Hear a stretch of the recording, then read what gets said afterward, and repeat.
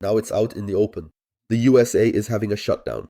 That means the US government is officially shutting down because it's running out of money. The USA simply has enormous debts, and at the moment, they can't agree in the White House. What is Bitcoin doing? It's going up for now. I'd say today we're definitely going to talk about this shutdown, but first, let's talk about what happened during the last shutdown.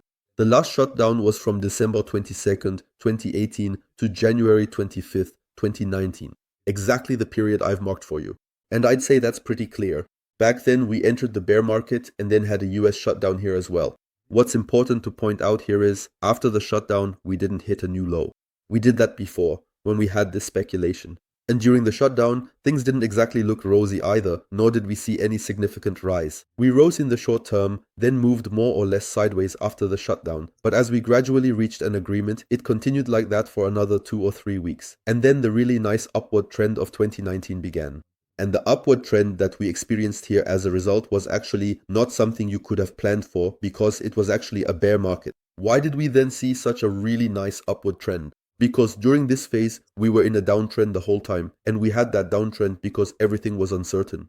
The US was uncertain. We had problems in the government here, which is also why there was a shutdown. As this was slowly being resolved, we saw that monetary policy remained loose, because this shutdown that's happening now is only taking place because the US is basically insolvent. And that's only the case because they can't come to an agreement. So what will the solution be here? It's pretty logical. More money will be printed again to finance the national debt, and accordingly, more money will be pumped into the markets, the economy will do well, and that's exactly what we noticed in 2019. Relatively soon after the shutdown, we saw a really nice upward trend here. You can't deny that. Companies performed better because of the monetary policy, and everything just performed really well. And that's what's so crazy. After the shutdown, we really had such an upward trend here. After that, there was another correction, because normally, you just have to say it, that period still belonged to the bear market. I also want to briefly say something about the current Bitcoin situation. On a weekly basis, we're still basically in a downtrend here, and now I'll explain to you how to look at all of this so you can learn a bit more about trading or how to read charts. Here was our high. After that, we had a low, a lower high. Now a low should come, then a lower high, and so on. That's the whole thing on the weekly time frame. On the daily chart though, things already look better because we can clearly see we're in an uptrend here and have formed a bottom. But the bottom did not fall below this previous bottom. That makes it bullish. Accordingly, we're currently very bullish again on the daily time frame. On a higher level, we are also bullish on the weekly chart as soon as we break through the $118,000 to the upside. If we break through this target from our last high, then this downtrend here would be broken. And that's definitely important to understand. That means I'm looking closely at this zone, but in the short term, things look very good right now, and you could also go to the 4-hour chart and take a look. Here was our Monday high, our Monday low. We broke through it nicely to the upside. Very nice. Now we also have an uptrend here. That's basically how you can look at it. And this uptrend would end as soon as we break through this low to the downside.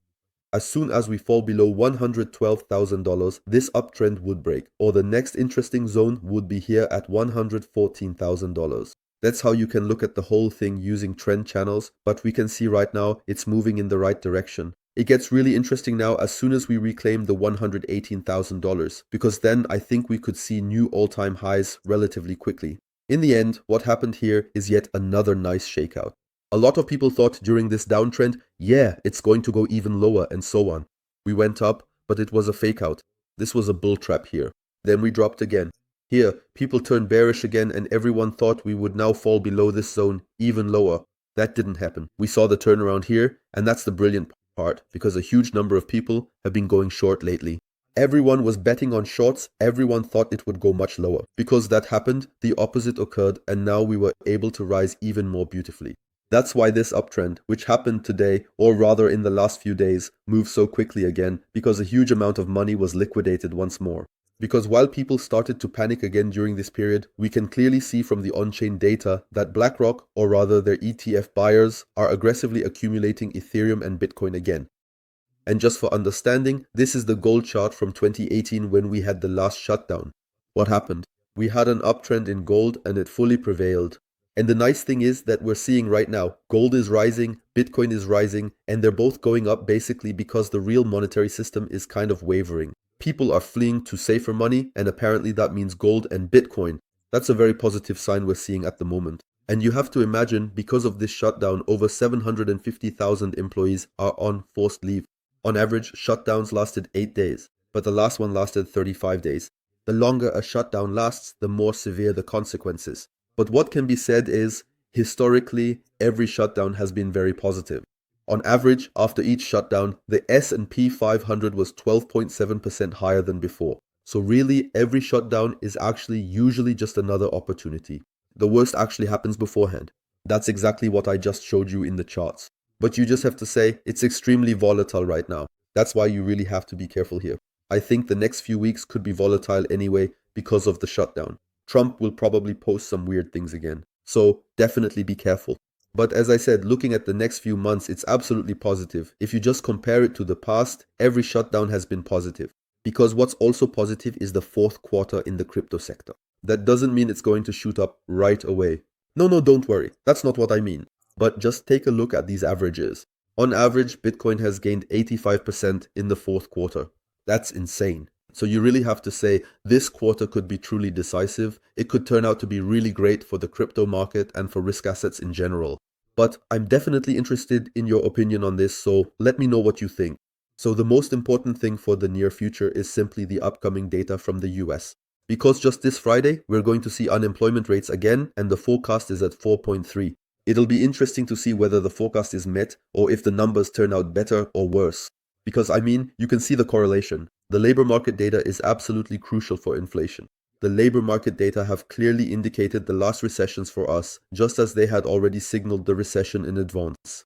And to be completely honest, if you look at the live chart, you can see that things didn't go well here during the 2009 recession, and during the dot-com bubble in 2001, things didn't go well either. We definitely saw an increase. The labor market looked really bad at that time.